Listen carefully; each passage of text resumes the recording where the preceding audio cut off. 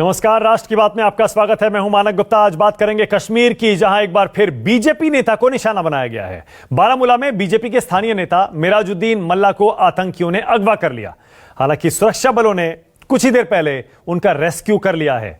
Mirajuddin Baramulla municipal committee वाटरग्राम के उपाध्यक्ष भी हैं। पुलिस का कहना है, जब मिराजुद्दीन सड़क पर पैदल जा रहे थे, उसी वक्त कुछ अज्ञात लोग उन्हें कार में ले गए। घाटी में बीजेपी नेता को निशाना बनाने की ये इस महीने की दूसरी घटना है। इससे पहले जुलाई के पहले हफ्ते में बांदीपुरा के स्थानीय बीजेपी नेता वसीम बारी को आतंकियों ने गोलियों से छलनी कर दिया था। फायरिंग में वसीम के पिता और भाई की भी मौत हो गई थी। नवंबर 2017 से अब तक कश्मीर में बीजेपी के 4 नेताओं की हत्या हो चुकी है। ऐसे में राष्ट्र की बात में आज का सवाल, बीजेपी वाले क्यों बन रहे हैं आतंक के शिकार? और कश्मीर को आतंक से आजादी कब मिलेगी?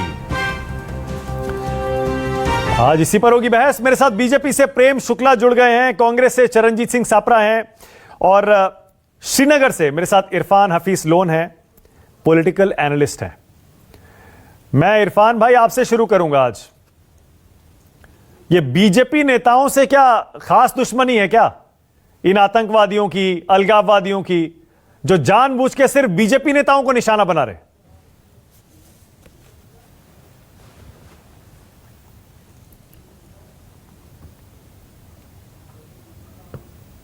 इरफान हफीज लोन, आपको आवाज आ रही है? अच्छा, इफ्तिकार भाई है मेरे साथ। इफ्तिकार भाई, आपका भी स्वागत है। आपसे भी वही सवाल। इफ्तिखार भाई, ये क्या है, बीजेपी नेताओं से खास दुश्मनी है क्या, आतंकवादियों की, अलगाववादियों की, सेपरेटिस्ट की, टेररिस्ट की, मिलिटेंट की?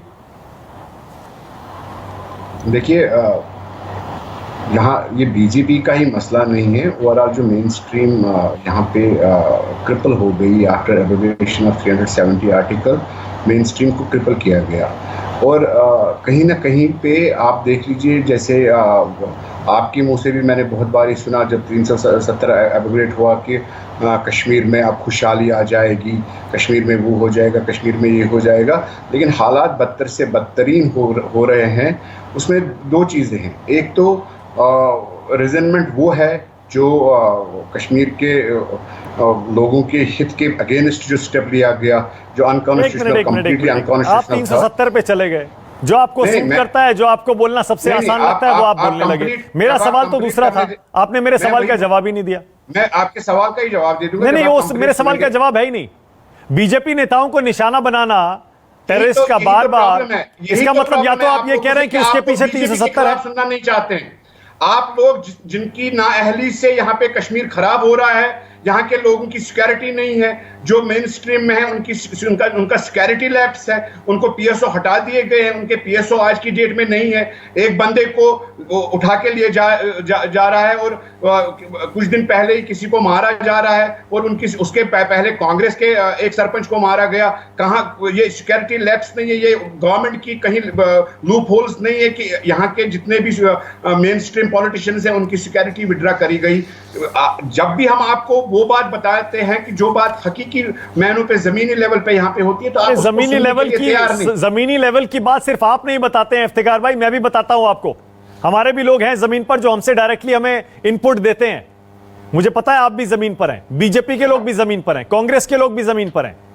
क्या आपको ये नहीं असल बात ये है, मुझे भी सुन लीजिए जरा। असल बात ये है, 370 हटने के बाद ऑपरेशन ऑल आउट के बीच टेररिस्ट और सेपरेटिस्ट, इनके हौसले पस्त हो रहे हैं। अब सारे के सारे नेता जो पहले डरते थे अब मेन स्ट्रीम में आ रहे हैं। इसीलिए सब लोग फ्रस्ट्रेट होके अब कभी बीजेपी को, कभी कांग्रेस को निशाना बना रहे हैं। ये कहने से आप क्यों बचते हैं, क्यों डरते हैं? हिम्मत लाइए थोड़ी, कहिए ये बात खुल के। हमने कहा बोला, हमने बोला कि उसी से जितना भी खराबी हो गया उसी से तो हो गया है। लेकिन अब खराबी नहीं हुआ, अच्छा हो गया। नहीं, खराबी हो गया, अच्छा हो गया। अब लोग मेन स्ट्रीम में आ रहे हैं। कि आप किसी अवाम से पूछ लीजिए, एक आम आदमी को आप उठा के बोल दीजिए कि गलत हुआ कि सही हुआ। गलत हुआ। आज भी हम अगस्त 5 से बंद है, आज भी हमारे एक एक करके नेता मेन स्ट्रीम में आ रहे हैं। आप कह रहे हैं लोग डर रहे हैं, अच्छा नहीं हुआ। सीधा सीधा संकेत मिल रहा है, लोग मेन स्ट्रीम में आ रहे हैं, इसका मतलब अच्छा हुआ, अब लोग डर नहीं रहे। कौन आ रहा है मेन स्ट्रीम? है ही कहां जनाब? मेन स्ट्रीम या तो जेलों में बंद है, या तो मेन स्ट्रीम को बात करने का कोई मौकूफ नहीं है। नहीं, एक मिनट, तो फिर एक मिनट, तो फिर ये धमकी बीजेपी और कांग्रेस के मेन स्ट्रीम नेताओं को क्यों मिल रही है कि अपने पदों से इस्तीफा दे दीजिए वरना आपको उठा लिया जाएगा, मार दिया जाएगा? नहीं, देखिए जब तक उनको सिक्योर नहीं किया जाएगा, अच्छी तरह से सिक्योरिटी नहीं मिलेगी। नहीं, मुझे धमकी की वजह बताइए फिर, धमकी क्यों दी जा रही है? धमकियों की वजह देखिए दो पहलू है इसमें। जहां तक मिलिटेंसी का सवाल है तो उन पे जितना शिकंजा तंग हो गया, ऑब्वियसली वो उसका रिएक्ट तो कर देंगे। उसके लिए सरकार को मुतकिम रहना चाहिए, उसके लिए सरकार को they must give them the complete security. उनको अपने लोगों को सिक्योरिटी देनी चाहिए, जिसमें वो फेल हो रहे हैं आज की डेट में। हवा में बातें करने से और जुमलाबाजी से काम नहीं चलता है। 10 लोग प्रेम शुक्ला, अपने ही नेताओं को आप सिक्योरिटी नहीं दे पा रहे हैं कश्मीर में? सीधा सीधा सवाल आपके ऊपर है। ऐसा था, सिक्योरिटी की ये दशा थी कि एक जमाना ऐसा था कि बुरहान वानी के मारे जाने के बाद जो है महीनों कश्मीर बंद, विद्यालयों में आग लगा दी जाती थी। आज विद्यालयों में आग लगाने की हिम्मत इनकी नहीं पड़ रही अलगाववाद। आपका जो मौलिक प्रश्न है, आपका मूल प्रश्न है कि भारतीय जनता पार्टी के नेता आतंकवादियों के निशाने पर क्यों है? आतंकवादियों और अलगाववादियों से जो लड़ेगा स्वाभाविक तौर पर आतंकवादी उसी को निशाना बनाएंगे। आप देखिए इस देश में जब खालिस्तानी आतंकवाद था, खालिस्तानी आतंकवाद के खिलाफ कार्रवाई की इंदिरा जी ने, तो इंदिरा जी को निशाना बनाया गया कि नहीं बनाया गया? बेअंत सिंह को निशाना बनाया गया कि नहीं बनाया गया? एलटीटी के खिलाफ राजीव गांधी जी ने कार्रवाई की, तो राजीव गांधी जी को निशाना बनाया गया कि नहीं बनाया गया? इसी तरह से आज इस्लामी आतंकवाद, अलगाववाद का आतंकवाद जम्मू एवं कश्मीर में 2014 के बाद इनकी एक फ्रस्ट्रेशन है। कल तक मुंबई को निशाना बना देते थे, दिल्ली हाईकोर्ट को निशाना बना देते थे, श्रमजीवी एक्सप्रेस को निशाना बना देते थे, मुंबई की ट्रेन को निशाना बना देते थे। अब इनकी हिम्मत नहीं है।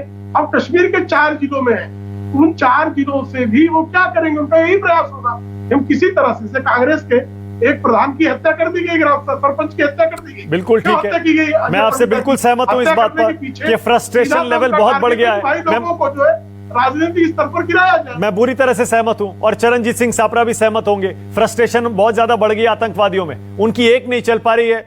इधर से 370 हटने के बाद ना पाकिस्तान का सपोर्ट मिल रहा है और इधर से ऑपरेशन ऑल आउट के जरिए इंडियन आर्मी शिकंजा कसती जा रही है। लेकिन जब तक आप मेन स्ट्रीम के नेताओं को सिक्योरिटी नहीं दे पाएंगे प्रेम शुक्ला, तब तक कैसे उम्मीद करेंगे कि लोग मेन स्ट्रीम में रहें, वहां लोकतंत्र फले फूले? क्योंकि कई नेताओं ने इस्तीफा दे दिया धमकी के बाद।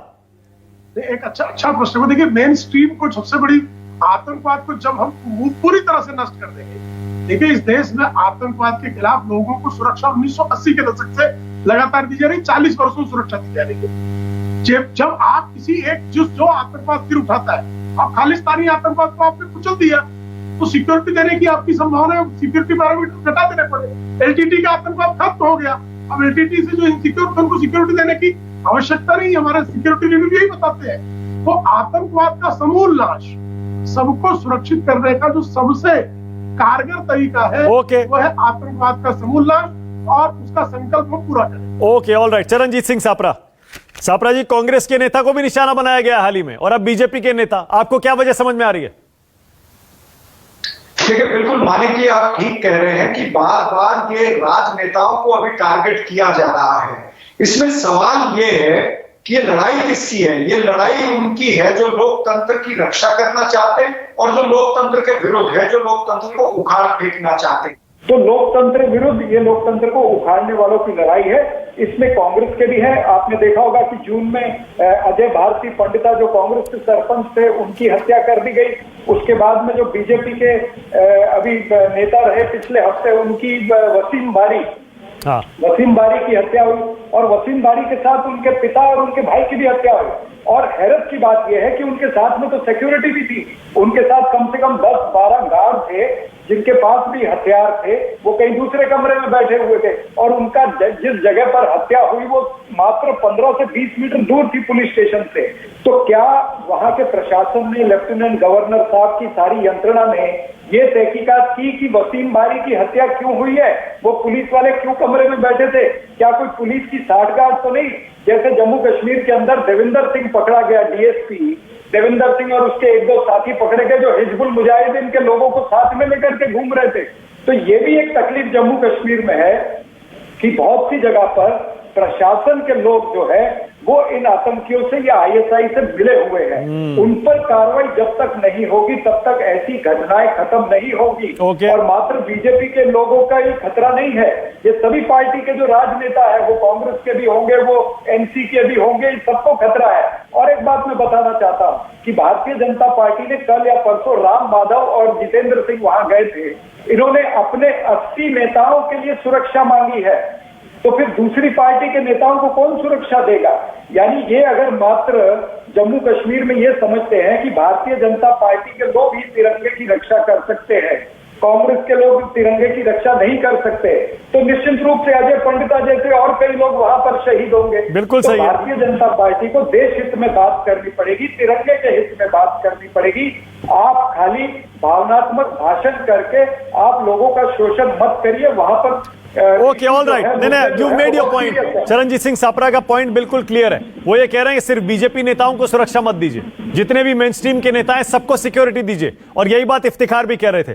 लेकिन मैं ये एक चीज और पूछ रहा हूं, अब इससे एक कदम आगे जाकर अगर मैं ये कहूं, इफ्तिखार साहब, अगर मैं ये कहूं कि फ्रस्ट्रेशन लेवल बढ़ने के बाद सीधा सीधा संकेत हमें यह मिल रहा है कि आतंकवाद खत्म होता दिख रहा है कश्मीर में, सही नहीं कह रहा हूं मैं क्या?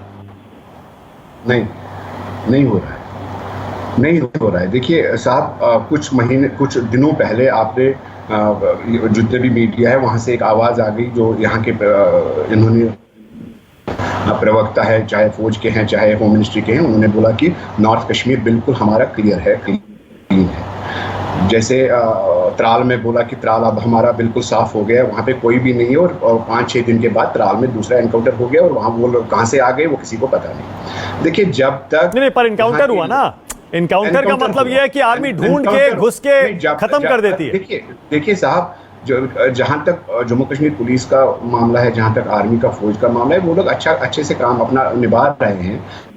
लेकिन जहां तक सरकार की बात है, सरकार ने जब अभी आप बोलेंगे कि आप फिर 370 पे चले गए, क्योंकि लड़ाई देखिए कोई लड़ाई नहीं है 370 की, माफ करिएगा, लड़ाई कोई लड़ाई नहीं है 370 की। 370 इतिहास हो गया, उसका रोना मत रोइए। 370 का अब नाम लेवा नहीं है, उसे छोड़ दीजिए, उसका कोई फायदा नहीं है उसके बारे में बात करने का। अब बात सिर्फ आतंकवाद की हो रही है, अब बात सिर्फ आतंकवाद की हो रही है। कितना बचा है? कश्मीर के लोग तभी सपोर्ट करेंगे इस हुकूमत को जब उनको लगेगा कि हमारे लिए काम हो रहा है। सपोर्ट कर रहे हैं, बिल्कुल, मैं आपकी इस बात से सहमत हूं। ला दिया जा रहा है, कोई डेवलपमेंट नहीं, कोई कश्मीरियों की बात नहीं कर रहा है। हमारे बच्चे पिछले 1 साल से पढ़ाई से महरूम है, स्कूल है हमारे बंद है, कोई उसके लिए बात नहीं कर रहा है। तो एलिनेशन, जो ये एलिनेशन हो रहा है, ये एलिनेशन को हमारा दुश्मन मुल्क एलिनेशन को नाजायज फायदा करके उसको दूसरे तरीकों से इस्तेमाल कर रहा है, इस पे कोई बात नहीं कर रहा है। प्रेम शुक्ला, और प्रेम शुक्ला, आप तो जाने जाते हैं खुलकर बेबाकी से अपनी राय रखने के लिए। जरा मुझे बताइए प्रेम शुक्ला, आपके हिसाब से घाटी में, कश्मीर में हालात पूरी तरह से सामान्य कब हो जाएंगे? ऐसे जैसे पहले कभी नहीं हुए, आतंकवाद का जन्म होने से पहले वाले हालात कह रहा हूं मैं, जहां कोई आतंकवादी ना हो, कोई टेररिस्ट अटैक ना हो, और लोग भी वहां पर एकदम खुश रहें, उनके विकास का काम हो, सब झंडा उठा के चले तिरंगा लेके। कुछ समय लगेगा उसके लिए, और मुझे लगता है 1.5 साल से अधिक का समय नहीं लगने वाला है, क्योंकि पूरी तरह से अब यह स्थिति हो गई कि कश्मीर की घाटी में जितने आतंकवादी रिक्रूट होते हैं उससे अधिक संख्या में मारे जा रहे हैं। अब आतंकवादियों का रिक्रूटमेंट नेगेटिव हो चुका है, ये फैक्ट सबके सामने है। और पाकिस्तान ऑक्यूपाइड कश्मीर से जो लॉन्चिंग पैड थे, उन लॉन्चिंग पैड पे घुस कर मार रहे हैं। आप भारत की जो नीति थी, भारत की नीति इसके पहले पाकिस्तान ऑक्यूपाइड कश्मीर में घुसकर उनके लॉन्चिंग पैड, उनके ट्रेनिंग सेंटर उड़ा देने की, ये नीति हमारी नहीं थी। अब उस नीति का अवलंबन कर रहे हैं। भाई अगर आप पुलवामा में अटैक करेंगे तो हम पीओके नहीं, आगे घुसकर बालाकोट तक मारेंगे। आप आतंकवादी भेजेंगे, एलओसी भी मारेंगे आतंकवादियों की अच्छी खासी संख्या है। सिर्फ जून महीने में 46 आतंकवादी ढूंढ कर मार दिए गए।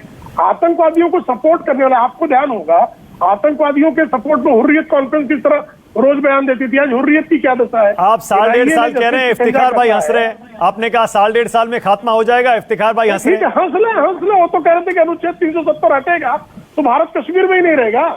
इफ्तिखार भाई और इनकी पार्टी कहा करती थी कि अनुच्छेद 370 हटने के बाद भारत का कश्मीर का संबंध समाप्त हो जाएगा। हो गया क्या समाप्त? बोलिए इफ्तिखार मिसगर, बोलिए। 2014 में यहाँ पे पंचायत के इलेक्शंस हुए, 70% वोट आया, कोई भी पंचायत मेंबर मारा नहीं गया। ये मिलिटेंसी का ग्राफ कब से खड़ा हुआ?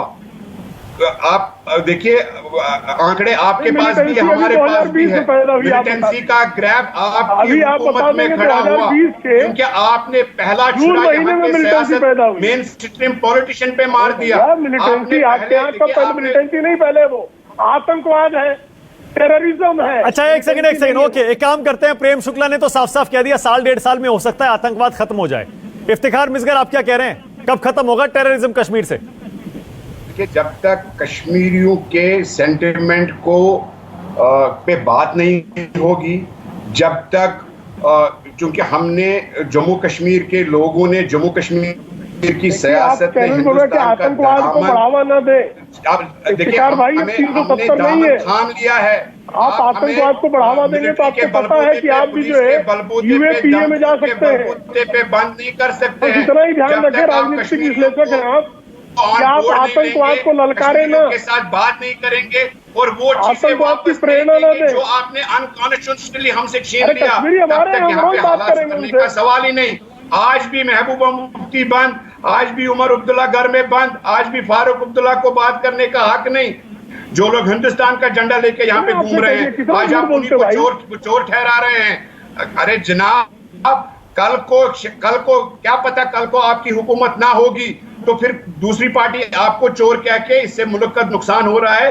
हमें अगर सच में मुल्क का सोचना होगा, अगर मुल्क का सोचना होगा तो आपको कश्मीरियों की बात करनी चाहिए। आपको आप यहाँ बात की बात करिए, कश्मीरियों के लोगों के साथ डोमिसाइल लॉ जैसी चीजों को रखिए। पहले डेवलपमेंट पे बात करिए, पहले पॉलिटिक्स पे बात करिए, रोजगार पे बात करिए। कहाँ है रोजगार? इनको आपने रोजगार क्या नहीं उठाएंगे और क्या करेंगे? दूसरा आदमी नहीं करेगा और क्या हो जाएगा?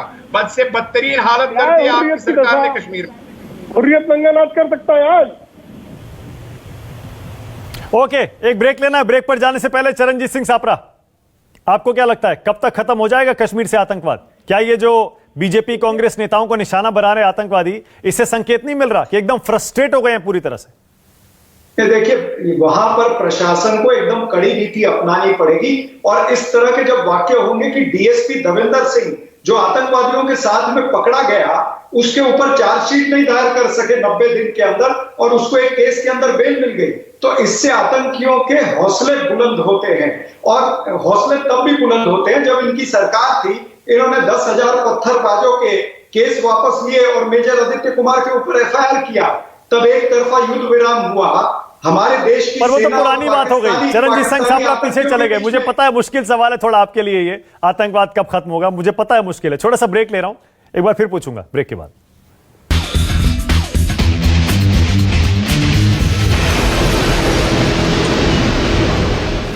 अब जबकि लगता है पाकिस्तान ने सबक सीख लिया है, आतंकवाद को बढ़ावा हिंदुस्तान के खिलाफ देना उसने काफी कम कर दिया है। इधर कश्मीर में ऑपरेशन ऑल आउट चल रहा है। इसीलिए सवाल हम ये पूछ रहे हैं, आतंकवाद अब कितने दिन का मेहमान? चरणजीत सिंह सापरा, फिर से मेरा वही सवाल कि आपका असेसमेंट क्या है, कितने दिन और कश्मीर में आतंकवाद चलने वाला है? देखिए मानक जी, आपने कहा कि सपरा जी पीछे क्यों जा रहे हैं। मैं इसलिए पीछे की बात आपको बता रहा हूं क्योंकि यह भी इतिहास हुआ है कि एक तरफा युद्ध विराम हुआ। युद्ध विराम होता है दो देशों की सेना में। नहीं, फिर मेरा जवाब नहीं दे रहे। मुझे पता है मुश्किल सवाल है। आपका जवाब आप मुझे प्रेम शुक्ला कह रहे हैं साल 1.5 साल, आपको क्या लग रहा है? आप 10-20 सेकंड मुझे दीजिए और मुझे एक्सप्लेन करने दीजिए। कमाल कर रहे हैं आप, मुझे बुलाते भी और बोलने भी नहीं देते हैं। हाँ। तो मैं यही कह रहा हूं कि जो उस समय घटनाएं हुई हैं उसका हम आज भोग रहे हैं। आपको याद होगा कि उस समय जब आतंकी मरता था तब उसके फ्यूनरल के साथ, उसके जनाजे के साथ 10-10 हजार लोग होते थे और वही जनाजे जो है वही रिक्रूटिंग ग्राउंड होते थे। तो जो उस समय रिक्रूट हुए हैं वो आज आतंकवादी बाहर निकल के गोलियां चला रहे हैं। तो इसलिए पुरानी बातों को हम भूल नहीं। कहां चला रहे हैं? अब तो हम उन्हें ढूंढ ढूंढ के मार रहे हैं, वो गोलियां नहीं चला रहे हैं। माफ करिएगा, आतंकवादी हमले बहुत कम हो गए हैं, बहुत कम। अब सेना ऑपरेशन ऑल आउट में ढूंढ ढूंढ के उन्हें मार रही है। Prem Shukla closing comment. मैं तारीफ करता। Prem Shukla closing comment. मुद्दे अब इतिहास की बात की तो मैं मुद्दे की आपको बात तो देखिए आज आप पंजाब में लोंगोवाल समझौता राजीव गांधी ने कब किया था? 1985 में। आतंकवाद वहां खत्म कब हुआ? 1996 में। आप जो है जब आता, और वो उल्फा के साथ समझौता कब किया गया था? बोडो के साथ 80s का समझौता था, खत्म कब हुआ? 2015-16 में। तो साहब एक प्रक्रिया है। मैं जब आपसे कह रहा हूँ साल 1.5 साल, उसका कारण ये है कि आतंकवादियों का रिक्रूटमेंट नेगेटिव कर दिया गया है। अब ठीक है, आप राजनीतिक स्टेटमेंट नहीं, ठीक है, बिल्कुल ठीक है। स्वीकारे नहीं सत्य को। नहीं, आपका असेसमेंट है, नहीं बिल्कुल ठीक है, आपका असेसमेंट है, और ये सही है गलत है तो ये तो साल 1.5 साल के बाद ही पता चलेगा। हम तो बल्कि चाहते हैं साल 1.5 साल क्या, उससे पहले ये खत्म हो जाए बिल्कुल। चलिए देखते हैं। बहुत बहुत शुक्रिया आज राष्ट्र की बात में आने के लिए। प्रेम शुक्ला, चरणजीत सिंह सापरा, इफ्तिखार मिस्कर। छोटा सा ब्रेक ले रहे हैं, खबरें जारी हैं।